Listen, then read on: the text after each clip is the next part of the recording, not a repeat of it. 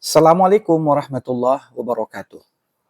Alhamdulillah wassalatu wassalamu ala Rasulillah wala haula wala quwata illa billah.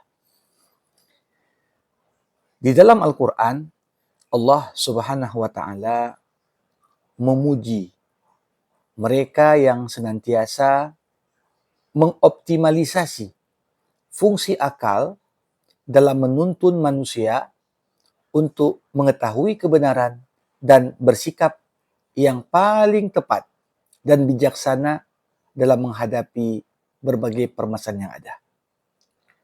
Mereka orang-orang yang senantiasa mengoptimalisasi fungsi akal sebagai penuntun untuk sampai kepada kebaikan dan kebenaran dinamakan Allah dengan kelompok ulul albab.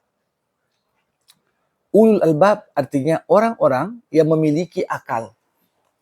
Orang-orang yang mengoptimalisasi pemanfaatan akalnya sebagai manatut taklif. Apa yang menjadi acuan Allah ketika membebankan aturan-aturan hukum pada manusia. Selain ulul albab, orang yang menggunakan akal juga dinamakan dalam Al-Quran dengan ulun nuha. Dan kalau kita melihat, baik istilah ulul albab maupun istilah ulun nuha tersebar di dalam Al-Quran bukan hanya kita temukan pada surah-surah Makkiyah, namun kita juga menemukannya pada surah-surah Madaniyah. Jadi, kalau sebelumnya telah dijelaskan bagaimana Al-Quran banyak menggunakan kata akal dan kata-kata yang diderivasikan dari kata ini, ya'qilun, ta'qilun. Namun, seperti dikatakan, kita tak menemukan kata akal dalam bentuk isim. Dalam bentuk isim. Semua kata akal yang disebutkan dalam Quran, bentuknya kalau tidak fi'il madhi, fi'il mudhari kebanyakannya. Nah, namun di sini kalau kita lihat, dengan disebutkannya istilah ulul albab, maka ini kata albab merupakan bentuk jamak dari kata lub. Lub artinya isi. Kata lub ini sering sekali menjadi lawan dari kata qashr. Kalau qashr itu diartikan dengan kulit, bagian luar dari sesuatu, maka lub bagian dalam. Maka dari itu seakan-akan ketika dikatakan ulul albab, merekalah orang-orang yang bukan hanya sekedar menggunakan pemberian Allah dalam bentuk luar, badan, kulit, tapi juga memanfaatkan apa yang Allah Subhanahu wa taala berikan pada manusia. Itulah akal yang diistilahkan di sini dengan kata lub. Nah, kata ulul albab ataupun kata ulil albab disebutkan sebanyak 16 kali dalam Al-Quran. 9 dari penggunaan kata ulul albab disebutkan di surah-surah Makkiyah. Sedangkan 7 dari kata ulul albab dan ulul albab ini disebutkan di surah Madaniyah. Jadi, totalnya ada 16. Ya. Nah, yang menarik adalah dari 8 kali yang Allah Subhanahu wa taala sebutkan di surah Madaniyah, 4 di antaranya Allah panggil dan sebutkan kata ulul albab ini dalam bentuk seruan dan panggilan. Kita lihat misalnya yang pertama di surah Al-Baqarah ayat 179. Walakum fil qisasi hayatun ya ulil albab la'allakum tattaqun. Dan bagi kalian dalam penegakan hukuman kisos terhadap jaminan, terdapat jaminan kehidupan. Wahai ulul albab, wahai orang-orang yang berpikir, la'allakum tattaqun, agar kalian terpelihara dan terhindar dari bahaya. Nah, ayat ini cukup menarik. Karena kita tahu hukuman kisos itu hukuman yang diberlakukan baik pada tindak pembunuhan maupun tindak penganiayaan. Ketika Allah katakan, dalam penegakan hukuman kisos ada jaminan kehidupan. Wahai orang-orang yang berpikir. Seakan-akan Allah ingin katakan, apabila suatu jiwa dibunuh, maka perlu ditegakkan hukuman kisos. Karena pada penegangan hukuman kisos ini terdapat jaminan bagi kehidupan yang lain. Karena satu hukuman kisos akan menimbulkan efek jera bagi banyak orang. Sehingga orang berpikir berkali-kali untuk melakukan tindak pembunuhan atau penganiayaan tersebut. Karena dia sadar ketika dia melakukan itu terhadap korbannya, keluarga korban menuntut agar hal yang sama diperlakukan kepada si pelaku. Nah, yang menarik di sini Allah Subhanahu wa taala memanggil ya ulil albab. Seakan-akan yang mampu untuk memahami bagaimana dalam penegakan hukuman kisos terdapat jaminan kehidupan hanyalah orang yang berfikir. Karena orang yang tidak berfikir, dia melihat, ya kalau pembunuh dibunuh, berarti ada dua jiwa yang akan mati. Sehingga pendekatan sebagian orang adalah, udah, si pembunuh dipenjara saja. Jangan dibunuh. Cukup satu jiwa yang mati. Namun, justru bagaimana Quran menegaskan pada prinsip penegakan hukuman kisos bagi orang-orang yang mau menggunakan akalnya, mengoptimalisasi fungsi akalnya, mereka akan temukan dalam penegakan kisos justru terdapat jaminan kehidupan bagi umat manusia.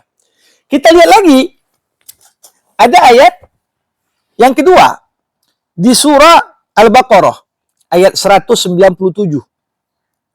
Allah berfirman, "Wa tazawwadu fa inna khairaz zadi taqwa wattaquni ya ulil albab." Dan berbekallah kalian, sesungguhnya sebaik-baiknya bekal itu adalah ketakwaan. Dan bertakwalah kalian kepadaku, wahai orang-orang yang berfikir. Tentunya, kalau kita perhatikan, bagaimana kata bekal, kalau disebutkan, biasanya merujuk kepada bekal-bekal yang sifatnya logistik. Makan, minum. Namun ayat ini menarik sekali ketika Allah memerintahkan untuk berbekal, Allah menyuruh kita, sesungguhnya sebaik-baiknya bekal adalah ketakwaan. Nah, jadi bagi orang yang kurang mengoptimalisasi akalnya, dia hanya akan menganggap bekal itu berkaitan dengan makan dan minum, pakaian, dan segala yang terkait dengannya. Namun hal yang berbeda ketika manusia dengan akal yang Allah anugerahkan padanya digunakannya untuk berpikir.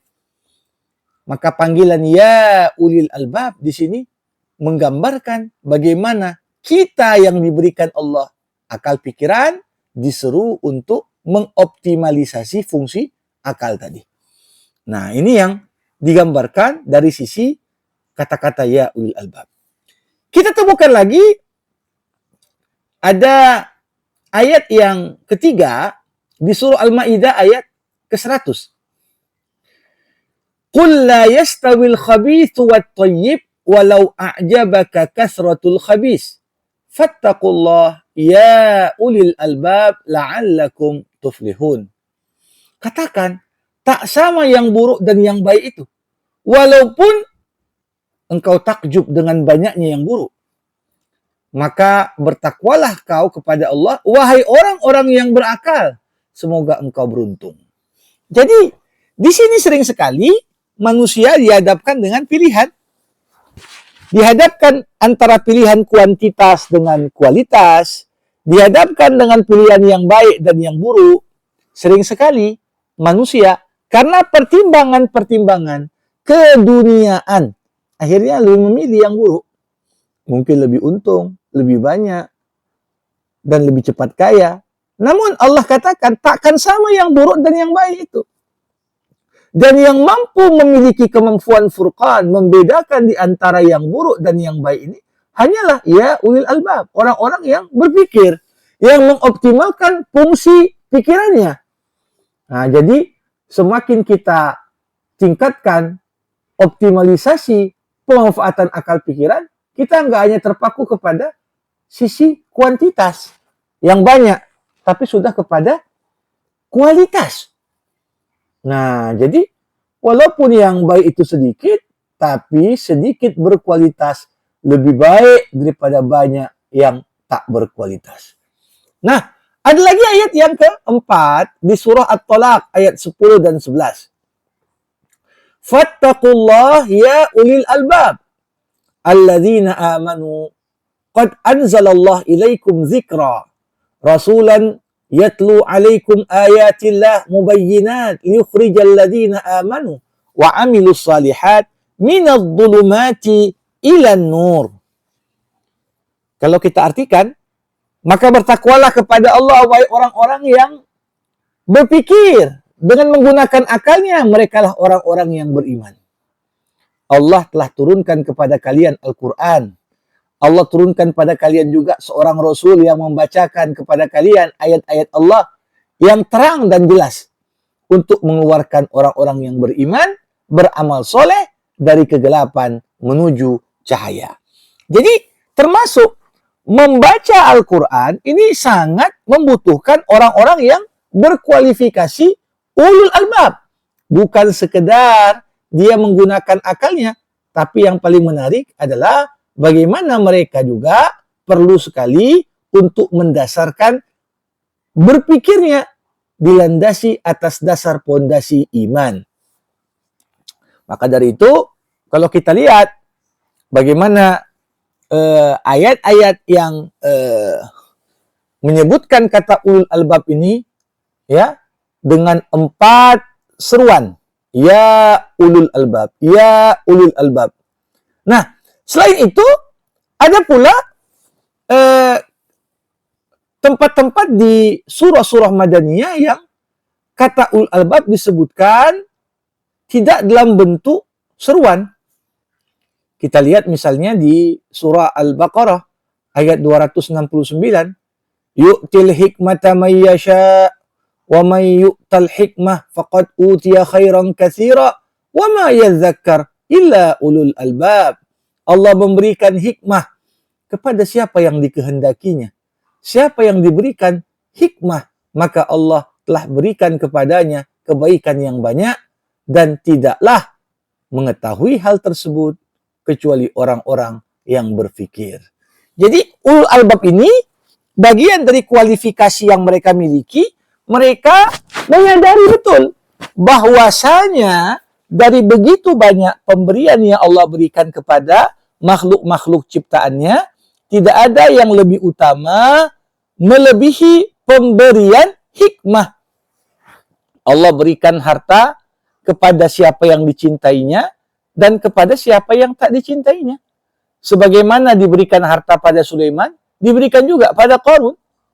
Allah berikan kekuasaan kepada siapa yang dicintainya, sebagaimana kekuasaan diberikan pula kepada yang tak dicintainya. Allah berikan kekuasaan pada Daud dan Sulaiman, sebagaimana Allah berikan kekuasaan kepada Namrud dan Fir'aun. Tapi Allah tidak memberikan hikmah kebijaksanaan kecuali hanya kepada hamba-hamba yang dicintainya. Dan inilah yang perlu untuk dipikirkan. Ulul albab dalam konteks mereka itu menyadari bahwa ya nikmat dalam bentuk hikmah yang Allah berikan kepada mereka ini adalah sesuatu yang sangat bernilai sekali. Kita melihat termasuk juga bagaimana di surah Ali Imran ini Allah menyebutkan kata ulul albab di 2 tempat. Pertama, di pembukaan surah Ali Imran, tatkala Allah bercerita mengenai ayat-ayat mutasyabihat. Kalau kita melihat, banyak orang tergelincir dalam berinteraksi dengan ayat-ayat mutasyabihat. Ayat-ayat ini ya bagi sebagian orang ya tentunya tidak dapat dipahami dengan baik. Sehingga ketika merujuk kepada apa-apa yang tergolong ayat-ayat mutasyabihat, mereka itu tidak mengembalikannya kepada pokok-pokok pemahaman yang ada pada ayat muhkamat, sehingga dikatakan warrasikhuna fil ilmi yaquluna amanna bih kullum min indi rabbina wa ma yadzakkar ila ulul albab. Orang-orang yang dalam hatinya ada kecondongan untuk sesat, mereka lah orang yang mengikuti ayat mutasyabihat. Tapi orang-orang yang dalam ilmunya, yang melandasi keilmuannya di atas dasar keimanan, mereka berkata, segala sesuatu itu datangnya dari Allah. Dan tentunya tidak akan mengingat hal tersebut kecuali orang-orang yang mengoptimalisasi penggunaan akalnya, yang dilandasi atas dasar iman. Itulah ulul albab. Nah, selain di pembukaan surah Ali Imran, di penutup surah Ali Imran, Allah juga bercerita tentang ulul albab ini, menggambarkan bahwasanya ulul albab ini merekalah orang-orang yang mengoptimalkan fungsi akalnya sehingga mereka bisa sampai pada sebuah fakta penting dalam hidup. Bahwasanya apa? Tak ada satupun yang Allah ciptakan di alam semesta ini yang sifatnya sia-sia. Semuanya diciptakan untuk sebuah tujuan, sebuah hikmah yang begitu besar. Di ayat 190 hingga ayat 191 Allah berfirman, Inna fi khalqis samawati wal ard wa ikhtilafil laili wan nahar la ayatin li ulil albab alladzina yadhkuruna Allah qiyaman wa qu'udan wa ala junubihim wa yatafakkarun fi khalqis samawati wal ard Rabbana ma khalaqta hadza batila subhanaka faqina adzabannar. Sesungguhnya pada penciptaan langit dan bumi, perbedaan siang dan malam, terdapat tanda-tanda bagi orang-orang yang berpikir, yang mengoptimalkan fungsi akalnya. Mereka lah orang-orang yang mengingat Allah ketika sedang berdiri, sedang duduk, bahkan ketika berbaring. Mereka bertafakkur tentang penciptaan langit dan bumi. Sampailah mereka pada sebuah pernyataan, wahai Tuhan kami, tidak ada satupun yang kau ciptakan dari ini semua yang sifatnya sia-sia. Maha suci Engkau ya Allah, lindungilah kami dari siksa api neraka. Jadi kita lihat tadi, ini kata ulul albab yang disebutkan di surah-surah Madaniyah. Ya, menarik. Kita lihat tadi ada tujuh tempat di surah Madaniyah yang baik disandingkan dengan kata seruan ya ulul albab, ya ulul albab, atau tanpa ada kata seruan, ya. Nah, sedangkan kalau kita melihat pada surah-surah Makkiyah, ini juga kita temukan banyak sekali bagaimana kata ulul albab itu disebutkan. Namun, yang paling menarik adalah banyak di antara kata ulul albab itu justru disebutkan dalam konteks seruan bagi kita untuk mengambil iktibar dan pembelajaran dari peristiwa-peristiwa yang pernah terjadi dalam sejarah, khususnya kisah-kisah yang Allah abadikan dalam Al-Quran. Maka kalau kita lihat di akhir surah Yusuf, Allah Subhanahu wa taala mengatakan, "Wa ka'ayyim min ayatin fis samawati wal ard yamurruna 'alaiha wa hum anha mu'ridun." Baru dikatakan Allah di penutup, laqad kana fi qasasihim ibratun li ulil albab ma kana hadisan yuftara walakin tasdiqal ladzi baina yadayhi wa tafsila kulli syai' wa hudaw wa rahmah liqaumi yu'minun. Sungguh telah ada pada kisah-kisah mereka pembelajaran bagi orang-orang yang mau berpikir. Itulah ulul albab. Kisah Al-Quran bukanlah pembicaraan yang dusta, namun adalah pembenaran dan perincian terhadap apa yang Allah wahyukan dan menjadi petunjuk serta rahmat bagi orang-orang yang beriman. Kita lihat lagi misalnya di surah Ar-Ra'd ada disebutkan kata ulul albab di ayat ke-19. Bagaimana konteksnya ini? Orang yang mengoptimalkan fungsi akal, mereka mampu untuk mengetahui apa yang Allah turunkan kepada Rasulnya, bahwasanya itu adalah kebenaran yang datangnya dari Allah. Tak mungkin kebenaran itu dapat dipadamkan oleh kebatilan. Afamay ya'lam annama unzila ilaika min rabbikal haqqa man huwa a'ma innama yatadzakkaru ulul albab. Apakah orang yang mengetahui yang Allah turunkan kepadamu Muhammad adalah kebenaran sama seperti orang yang buta? Jadi dianggap orang yang tak sadar Quran itu datangnya dari Allah sama seperti orang buta. Karena kemukjizatan Al-Quran dan bukti kebenarannya terang benderang dapat dilihat oleh siapapun. Dan hanya orang yang berpikirlah yang mereka mampu untuk sampai pada kondisi di mana dia meyakini Quran itu adalah betul-betul Allah turunkan kepada umat manusia. Tentunya kalau kita perhatikan bagaimana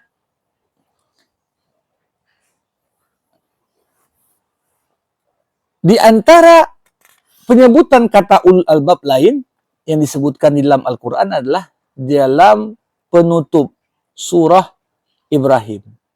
Tepatnya di ayat ke-52, Allah katakan, "Hadza balaghun linnas waliyunzaru bihi waliya'lamu annama huwa ilahun wahid waliyadzakkara ulul albab." Ini adalah penyampaian untuk umat manusia dan agar mereka memberikan peringatan dengannya. Untuk mereka ketahui Allah itu Tuhan yang satu. Dan inilah hendaknya yang diketahui oleh orang-orang yang berfikir. Nah, kita lihat lagi bagaimana di surah Shad dikaitkan ulul albab ini dengan kemampuan untuk mentadaburi ayat-ayat Al-Quran. Surah Shad ayat 29 Allah katakan, "Kitabun anzalnahu ilaika mubarak."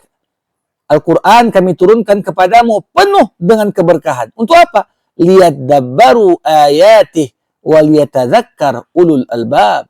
Agar kalian mentadaburi ayat-ayatnya dan agar orang-orang yang berfikir mengambil pembelajaran darinya.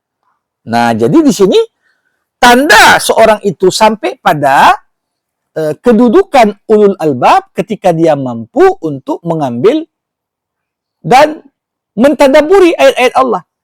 Ya. Kalau kita lihat lagi bagaimana ulul albab juga disebutkan bagaimana di surah Shad ayat 43, "Wa wahabna lahu ahlahu wa mislahum ma'ahum rahmatan minna wa zikra li ulil albab." Allah Subhanahu wa taala sebelumnya bercerita tentang Nabi Ayub yang diuji dengan penyakit. Bagaimana kesabarannya, kehilangan istri, kehilangan anak, ditinggal oleh orang-orang terdekat. Namun Ayub tak pernah sedikit pun mengeluh atas ujian Allah kepada dirinya tadi. Makanya Allah katakan, setelah dia lulus ujian kesabaran, kami berikan kembali pengganti dari apa yang dia kehilangan sebelumnya. Sebagai apa? Rahmatan minna. Sebagai bentuk kasih sayang dari kami. Namun, pada kisah Ayub terdapat apa? Zikra li ulil albab. Peringatan bagi orang-orang yang berpikir. Jadi, penting sekali bagi kita untuk mengambil iktibar dari kisah para nabi. Ya, orang yang rela kehilangan sesuatu karena Allah, maka siap-siap ketika Allah menilai ketulusan dan keikhlasan dalam cintanya kepada Allah, Allah balas dengan yang lebih baik dari apa yang dimilikinya sebelum dia mengorbankan itu semua. Nah, yang menarik adalah di surah Az-Zumar. Karena kita temukan kata ulul albab disebutkan 3 kali. Yang pertama itu di ayat ke-55. Amman huwa qanitun ana al-laili sajida wa qa'ima yahdharul akhirah wa yarju rahmata rabbih qul hal yastawi alladhina ya'lamun wal ladhina la ya'lamun innama yatadzakkar ulul albab. Jadi konteks dari ayat ini cerita tentang apa? Tentang orang-orang yang menghidupkan malamnya dengan tahajud. Bagaimana mereka itu penuh rasa takut menanti datangnya akhirat. Di waktu yang bersamaan mereka penuh dengan harap. Berharap Allah senantiasa mencurahkan rahmat kepada mereka. Di saat kebanyakan orang justru lelap dalam tidurnya. Ya. Maka dari itu Allah katakan, merekalah orang-orang yang beruntung. Gak akan sama kondisi mereka. Yang sadar apa sebenarnya tujuan hidup. Dan orang-orang yang gak tahu tujuan hidup. Dianggap hidup ini hanya untuk makan, minum, tidur. Tidak. Orang-orang yang tahu akan mempersiapkan diri. Maka dari itu, dikaitkanlah kata ulul albab dalam konteks apa? Orang yang memahami apa sebenarnya tujuan hidup, sehingga sikap dan perilakunya sejalan dengan apa yang seharusnya dilakukan manusia sebagai bekal yang dibawanya untuk akhiratnya.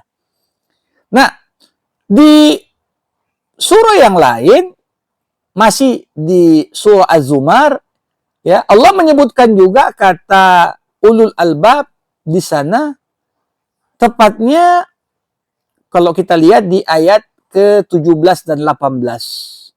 Walladzina ijtanabut taghut ayya'buduha wa anabu ilallah lahumul busyra fabashshir ibad alladzina yastami'una alqawla fayattabi'una ahsana ulaika alladzina hadahumullah wa ulaika hum ulul albab.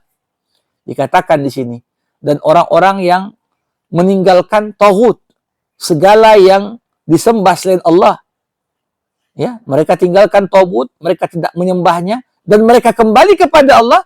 Apa balasannya? Lahumul busyra. Bagi mereka kabar gembira. Fabashshir ibad. Berikan kabar gembira kepada para hambaku. Yang sifatnya apa? Alladzina yastami'una al-qawla fayattabi'una ahsana. Mereka mendengarkan Al-Quran dan mereka ikuti yang terbaik. Mereka itulah orang-orang yang mendapatkan hidayah dari Allah. Wa ulaika hum ulul albab. Dan mereka itulah orang-orang yang berfikir. Jadi, sifat ulul albab ini apa? Salah satunya apa? Memilih perkataan apa yang pantas untuk didengar. Dan dari semua yang didengar, dipilih mana yang terbaik untuk diikuti. Jadi ulul albab ini nggak sembarang dengar.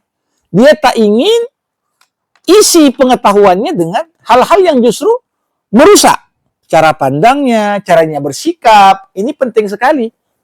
Kemudian, kalau kita melihat lagi, ada tempat ketiga di surah Az-Zumar, Allah menyebutkan juga kata ulul albab. Tepatnya di ayat ke-21. Inna fi dzalika ladzikra li ulil albab.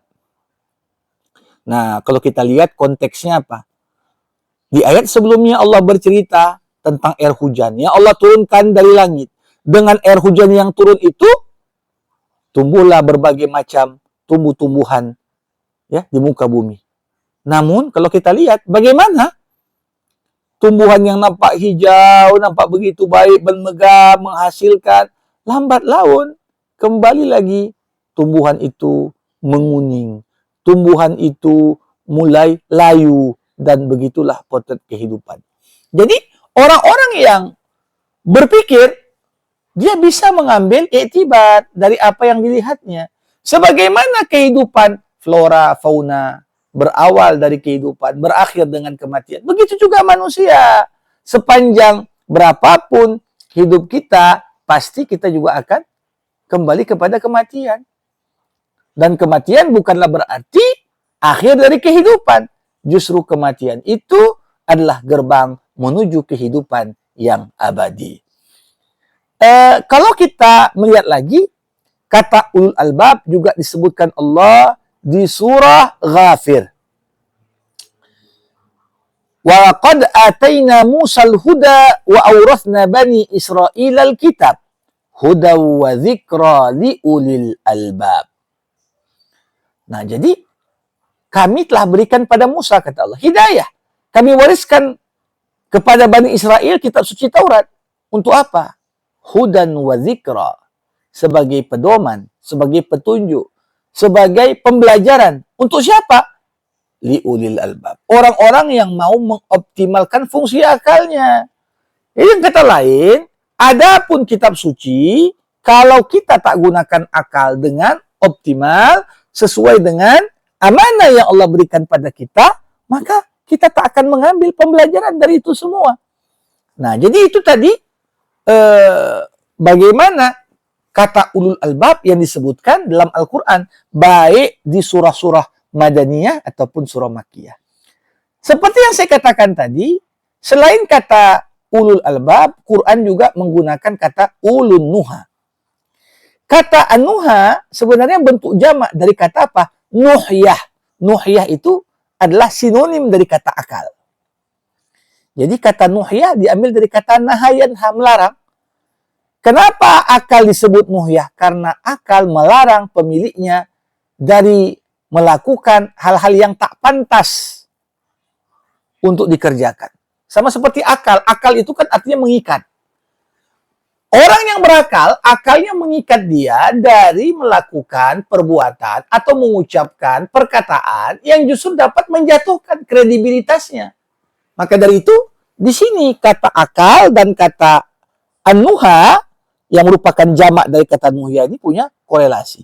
Nah, kata ulun nuha hanya disebutkan 2 kali dalam Al-Quran. Yang pertama kapan? Di surah Thaha ayat 53-54. Di saat Allah mengabadikan dialog antara Musa dengan Fir'aun, panjang di sana, Allah katakan, Alladzi ja'ala lakumul arda mahda wa salaka lakum fiha subula wa anzala minas sama'i ma'a fa akhrajna bihi azwajan min nabatin syatta. Kulu war'au an'amakum inna fi dzalika laayatin liulin nuha. Allah katakan, ya, dialah Allah yang menjadikan bumi ini terhampar. Kalian bisa berjalan di sana. Allah turunkan dari langit air hujan. Dengan air hujan itu tumbuhlah berbagai jenis tumbuh-tumbuhan. Makan dan makan dan silakan kalian gembalakan hewan ternak kalian. Di balik semua nikmat yang begitu banyak yang Allah berikan tadi, itu adalah terdapat tanda-tanda kebesaran Allah bagi orang yang apa? Ulun nuha. Orang yang menggunakan akalnya sehingga dia menghindar dari segala bentuk perilaku dan sikap yang kufur terhadap nikmat Allah. Nah, kalau kita lihat tempat kedua, ini ada pada surah Thaha, tepatnya ayat 128.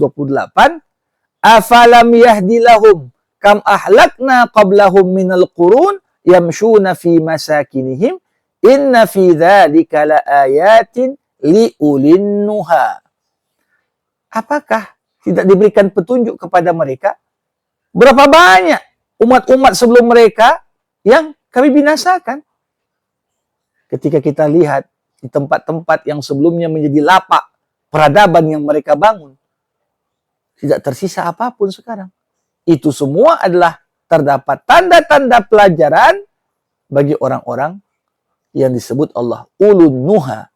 Bagaimana akalnya harus mampu mencegahnya dari melakukan perbuatan yang tidak pantas dan terlarang di sisi Allah.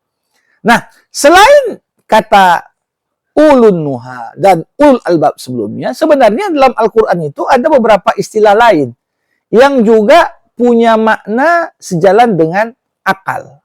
Salah satunya apa? Al-Hijr. Al-Hijr ini kalau dilihat dari sisi aspek kebahasaan, hijr maknanya secara literal al-mana'. Al-mana' artinya melarang.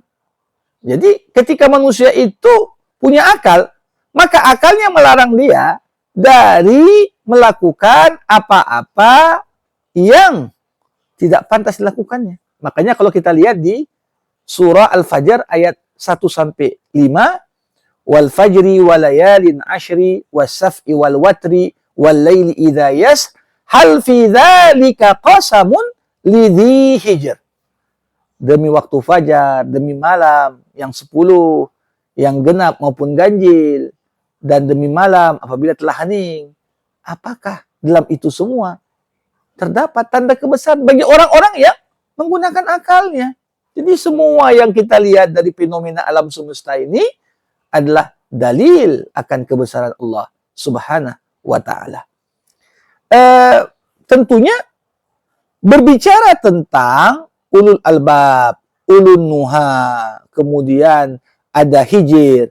Tak cukup juga kalau kita tak kaitkan banyak sekali ayat-ayat Al-Quran yang justru mengaitkan fungsi akal dengan apa yang disebut dengan fuad. Walaupun fuad ini kadang-kadang diidentikan dengan qalbun, dengan hati. Namun fungsi akal ada pada fuad. Makanya kalau kita lihat, kata fuad ini disebutkan dalam bentuk tunggal fuad atau dalam bentuk jamak afidah. Misalnya kita lihat di surah Al-Isra ayat 36. Wala taqfu ma laysa laka bihi ilmun innas sam'a wal basara wal fuada kullun ulaika kana anhu mas'ula. Janganlah kau campuri hal-hal yang kau tak ketahui. Pendengaran, penglihatan, akal, semua itu akan dimintai Allah pertanggungjawaban. Jadi kata fuad di sini diartikan dalam makna akal. Dalam surah An-Nahl ayat 78. Wallahu akhrajakum min butuni ummahatikum la ta'lamuna syai'an wa ja'ala lakumus sam'a wal absara wal af'idah la'allakum tashkurun. Allah keluarkan kalian dari perut ibu-ibu kalian dalam kondisi tak tahu apa-apa. Allah ciptakan bagi kalian pendengaran, penglihatan. Allah matangkan akal pikiran kalian supaya kalian apa? Pandai bersyukur. Jadi akal ini salah satu fungsinya adalah menuntun manusia untuk pandai bersyukur kepada Allah. Maka dari itu, kalau kita lihat, selain kata fuad, kadang-kadang Allah juga menyebutkan kata qalbun. Tapi qalbun di sini diartikan sebagai qalbun yang punya fungsi aklun. Makanya kita temukan di surah Al-Baqarah ketika Allah bercerita mengenai orang-orang kafir. Khatamallah ala qulubihim wa ala sam'ihim wa ala absarihim ghishawatun wa lahum azabun azim. Allah telah menutup, walaupun diartikan sini hati mereka. Maksudnya apa? Akal mereka ditutup. Akal tak lagi menuntun mereka untuk sampai pada bukti-bukti keesaan Allah yang begitu terang benderang. Ya, makanya kita lihat lagi misalnya di surah Al-An'am. Sama seperti itu. Qul ara'aitum in akhadallah sam'akum wa absarakum wa khatama ala qulubikum man ilahun ghairullah ya'tikum bih. Apakah kalian tak memperhatikan kalau Allah ambil pendengaran kalian, penglihatan kalian, Allah tutup hati dan pikiran kalian? Ada enggak Tuhan lain selain Allah yang bisa mengembalikan itu semua? Jadi kata qalbun di sini pun ya, bukan semata-mata artinya hati tempat perasaan, tapi hati yang berpikir, menjalankan fungsi akal juga. Kita lihat lagi pada surah Al-A'raf ayat 179. Lahum qulubun la yafqahuna biha, wa lahum ayunun la yubsiruna biha, wa lahum adhanun la yasma'una biha, ulaika kal an'am bal hum adall. Ayat ini bercerita tentang manusia yang kualitasnya lebih parah daripada binatang ternak. Kenapa lebih parah? Ya, karena manusia punya qulub, punya hati, yang dengannya dia berperasaan, yang dengannya dia berpikir. Tapi hatinya itu tak digunakan untuk memahami tujuan hidup. Mereka punya mata, tapi tak melihat. Mereka punya pendengaran, tapi tidak mendengar dengannya. Mereka itulah, kata Allah, seperti binatang ternak, bahkan lebih sesat dibandingkan hewan ternak. Maka dari itu kalau kita lihat, jadi tidak selalu kata fungsi akal itu dijalankan oleh akal semata, tapi qulub juga digunakan untuk berpikir. Misalnya kita temukan di surah Al-Hajj ayat 46. Afalam yasiru fil ard fatakuna lahum qulubun yaqiluna biha. Lihat, apakah mereka tak melakukan perjalanan di muka bumi sehingga hati mereka itu mereka dapat berpikir dengannya. Jadi menarik sekali, bahkan hati pun digunakan untuk berpikir. Dan terakhir di surah Al-Jasiyah ayat 23 Allah katakan, "Afara'aita man ittakhadha ilahahu hawa wa adallahu Allah ala hilmin wa khatama ala sam'ihi wa qalbihi wa ja'ala ala basarihi ghishawa faman yahdihi min ba'dillah." Apakah kau tak perhatikan orang-orang yang menjadikan nafsu kepentingannya sebagai Tuhannya? Allah sesatkan dia walaupun dia punya ilmu. Allah tutup pendengarannya, hatinya. Ya, kalau ditutup hati kita, kita nggak bisa lagi untuk berpikir. Nah, maka siapa yang bisa memberikan hidayah? Setelah apa yang Allah lakukan itu semua, ya, apakah kita tidak berpikir? Jadi ini cukup menarik. Bagaimana ulul albab, ulun nuha, ya, zil hijr, kemudian afidah, kemudian tadi cerita tentang qulub yang digunakan untuk berpikir, semuanya menggambarkan dan menguatkan sekali lagi bagaimana Allah Subhanahu wa taala gunakan terminologi yang begitu banyak ini untuk menyinggung tentang betapa penting fungsi akal dan upaya kita mengoptimalisasinya dalam kehidupan.